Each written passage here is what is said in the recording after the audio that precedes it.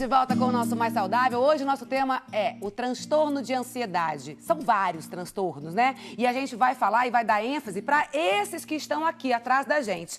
Então nós vamos falar sobre a síndrome do pânico, do toque, a compulsão, a fobia e o agorafobia. Gente, eu vou falar uma coisa para vocês. Esse agorafobia eu não conhecia. A gente pesquisando, agora eu conheço. E você também, às vezes, vai até se identificar. Então preste atenção, participa com a gente. Tem várias questões aqui já chegando. Muito obrigada pela participação. Os e-mails também estão chegando. Gente, pega o telefone, liga, participa. Faça aqui do Mais Saudável o seu consultório médico particular. Não esquece, em dia 23 tem um super sorteio aí, que é o nosso videogame, o Nintendo Wii. Para isso, é só você se interessar pela sua saúde. Pega o telefone, participa com a gente. E hoje eu vou atender alguém aqui ao vivo para conversar com os especialistas. 0800 777 0021, tem também o 19 3871 9620 ou o nosso e-mail maissaudável@rs21.com.br. E eu tô aqui, ó, com o celular na mão. Entra na página do Instagram @maissaudáveloficial, faça sua pergunta também, que eu já leio na hora aqui para os especialistas. E a gente estava conversando aqui, daqui a pouquinho eu vou fazer as questões, tá, gente? A gente estava conversando no intervalo e eu perguntei aqui para os especialistas, para os doutores, o seguinte: uma pessoa que é muito certinha, que é muito regrada, que é muito perfeccionista, que não aceita erro, que está sempre ali, a casa é impecável, tudo é certo, o filho é arrumadinho, o carro é tranquilo, ela sabe aonde está a tesourinha que corta a unha do pé. Essa pessoa, ela sofre um transtorno ou ela somente é uma perfeccionista? É um transtorno, né? Quando tudo que a gente fala assim, tem que ser sempre alguma coisa fora do lugar, porque não existe tudo no lugar. Então, assim, começa por aí. Quando ela acha que ela tem controle de tudo, domínio de tudo, isso já é um transtorno. Porque é onde ela acha que está tudo dentro dos padrões dela, até psíquico. É um transtorno. Em que momento, doutor, aceita um chazinho, doutor? Em que momento a gente começa a diagnosticar o transtorno? Qualquer um deles, o transtorno de ansiedade, de uma certa forma, em alguma pessoa. Em que momento, o senhor que tem tanto tempo de experiência? O que é um transtorno? O que é um transtorno? Qual a definição? Acho que a coisa começa por aí. Boa. Pesquisando no melhor dicionarista que nós temos da língua portuguesa, que é o AIS, diz que transtorno é aquilo que incomoda alguém, seja o próprio sujeito, seja outro. Se de repente o sujeito que se supõe ter esse transtorno não está incomodado com isso não é transtorno. Quem ficar incomodado talvez precise de se tratar melhor. Às vezes a família está mais transtornada do que o paciente. Agora, quais são os gatilhos, né? Os gatilhos que a pessoa pode ter, de repente, uma pessoa normal, considerada normal, porque o senhor acabou de falar, né, na nossa conversa aqui, que todo mundo tem um transtorno, não tem como fugir à regra. Mas, enfim, uma pessoa considerada normal, qual é o gatilho que pode ser disparado para essa pessoa apresentar um desses transtornos aqui, como o pânico, o toque, a compulsão, a fobia e o agorafobia? Olha, isso depende muito da história de vida de cada pessoa. Acontecimentos da infância ou durante o resto da vida que, de certa maneira, são inesperados, que chocam a pessoa, ou que vêm de alguém do qual a pessoa esperava coisa melhor, deixa a pessoa em pânico, porque desestabiliza, né, o seu estado emocional. Então, é evidente que as causas são as mais variadas. E aquilo que causa transtorno ou pânico para uma pessoa não causa para outra. Portanto, não é uma questão objetiva, que tal coisa produz isso. Isso de acordo com a subjetividade de cada um, qualquer acontecimento pode ser transtornante ou não. Eu diria, complementando o que eu avancei no começo, né, dizendo que é toda a população do mundo que passa por esse estado de ansiedade, de angústia. Significa, então, que o transtorno não é uma doença. Não se trata de doença. Trata-se, talvez, de um estilo de vida. Ou melhor, como a gente tem uma ameaça muito mais grave, muito mais séria, que é a morte, da qual ninguém vai escapar, então a gente utiliza esses pequenos pretextos que são chamados de transtornos como uma defesa, para a gente se defender de algo que é pior. Então a gente aceita passar por uma situação, às vezes, incômoda, para não ter que enfrentar uma outra mais grave. Então, são criações pessoais.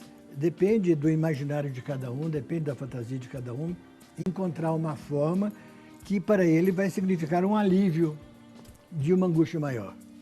Às vezes, essa mesma maneira, essa mesma defesa também pode ser angustiante e pode incomodar a pessoa. Então, aí sim, é o caso de a gente procurar alguma maneira de se livrar do sofrimento, que não faz sentido passar a vida inteira sofrendo e, sobretudo, sofrendo desnecessariamente. Exatamente. A vida tá aí, a gente tem que viver da melhor forma possível. Não fica achando pelo em ovo, não, tá? E é isso que a gente quer mostrar pra você, tá?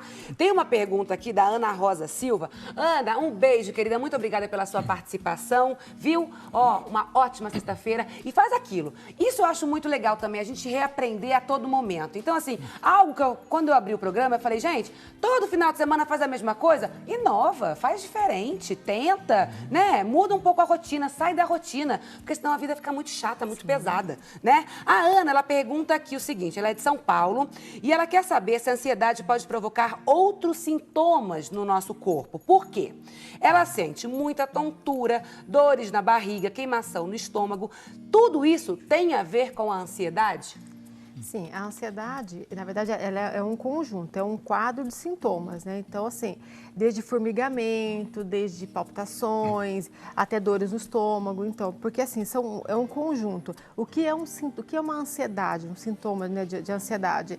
É a pressão que o indivíduo tem sobre ele próprio. Então, é a percepção que ele tem de ser incapaz de resolver, de lidar a uma situação.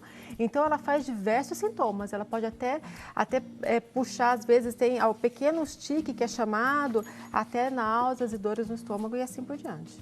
Gente, é impressionante o que a ansiedade movimenta e mexe, o quanto ela faz mal, né? Agora, tem uma pergunta aqui da Marcelina Aparecida Neto, de Catanduva, São Paulo. Marcelina, meu amor, um beijo. Ela fala que adora o programa, que o programa tá super de parabéns. Muito obrigada, viu? Obrigada pelo seu carinho. A minha equipe fica muito feliz. Nós todos aqui que fazemos o Mais Saudável ficamos muito felizes quando somos reconhecidos aqui, porque a gente faz um trabalho com muito amor. E ela pergunta aqui se ela tem um tema, quer dizer, que é a depressão. Marcelina, por que eu tô lendo isso aqui no ar? Para te avisar e avisar todo o Brasil que todos os temas, depressão, a gente já fez, já foi um tema aqui do nosso programa. Se você quiser rever todo o nosso programa, gente, é só você entrar lá no rs21.com.br, desculpa, esse é o e-mail, na página do RS21, tá bom? E aí você vai no Programas, destaca o Mais Saudável e entra lá, procura, porque nós já fizemos esse tema aqui, depressão. Ó, outras perguntas estão aqui, a gente vai conversar daqui a pouquinho, porque eu quero dar andamento para essas questões. Vamos começar aqui com o primeiro transtorno de ansiedade, que é o pânico. E a gente tem uma tela aqui que ressalta um pouquinho o que é o transtorno de pânico. É o medo de um estímulo ou determinada situação, como dirigir, viajar de avião, entrar na água ou de determinados animais. Mais do que isso, embaixo dessa caixa aqui, que nós temos no estúdio, cada caixa dessa tem uma representação simbólica, figurativa, do que pode ser o transtorno, tá?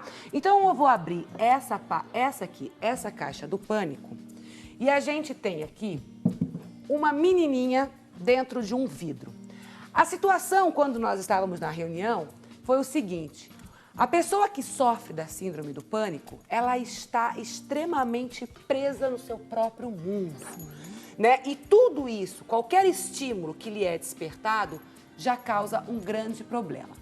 Então eu quero saber de vocês, especialistas, o que é a síndrome do pânico? Em síntese, poderíamos dizer o seguinte, que é uma situação de desamparo.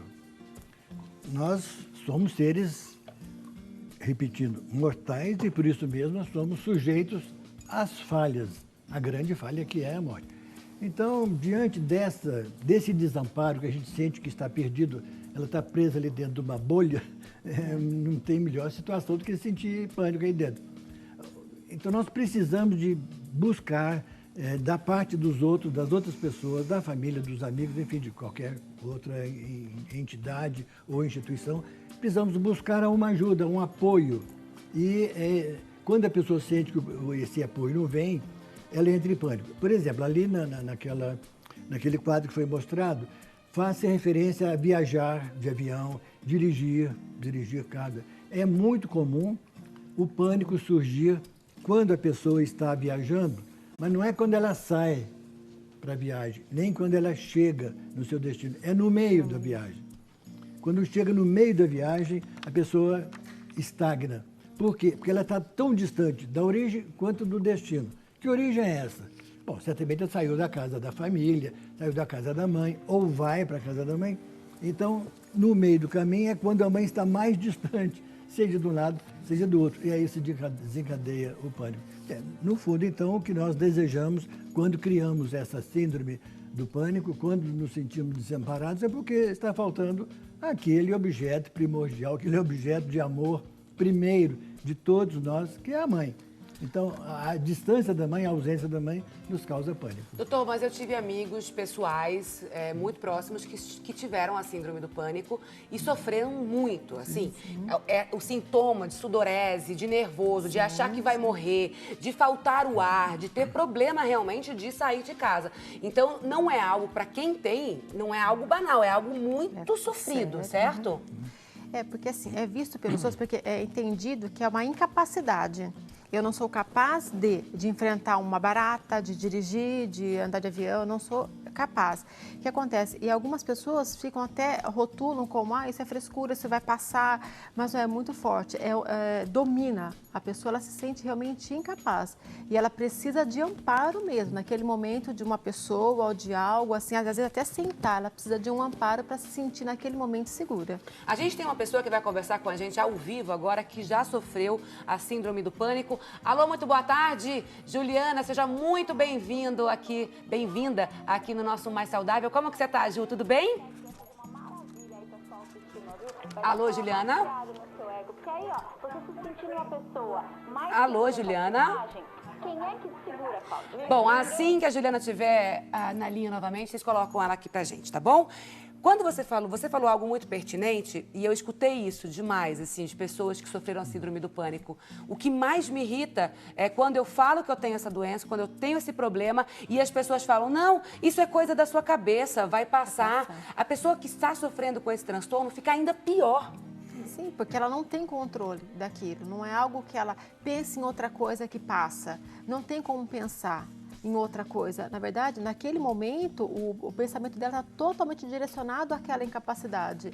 Então, é por isso que ela precisa de amparo. E muitas vezes, só ela sabe qual é o amparo dela.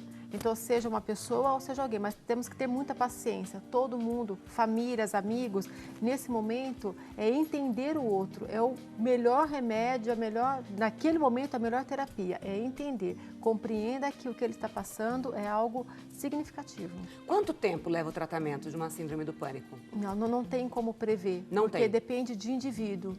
A capacidade que ele tem de se perceber frente ao transtorno, a capacidade que ele tem de se perceber frente à situação. Então, não tem como um transtorno desse, vamos supor, de pânico pode ser duradouro. Falo assim, mas depende muito de cada um.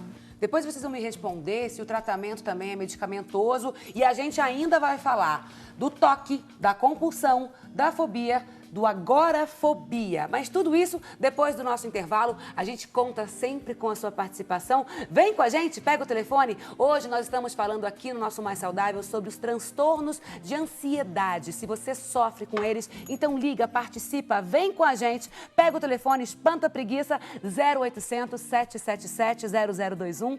Tem também o 19 3871 9620. Você pode participar através do nosso auditório virtual maissaudável@rs21.com.br. Não esquece, quem liga, quem participa, quem se interessa pela saúde, está concorrendo aí no dia 23 de dezembro a esse super videogame. Gente, olha que coisa linda! Esse Wii Sports da Nintendo vai chegar aí na sua casa, é o presente da família mais saudável para sua família. Ó, eu vou para um rápido intervalo e já volto, tá bom? Quer falar comigo ao vivo? Então liga, vem com a gente daqui a pouco.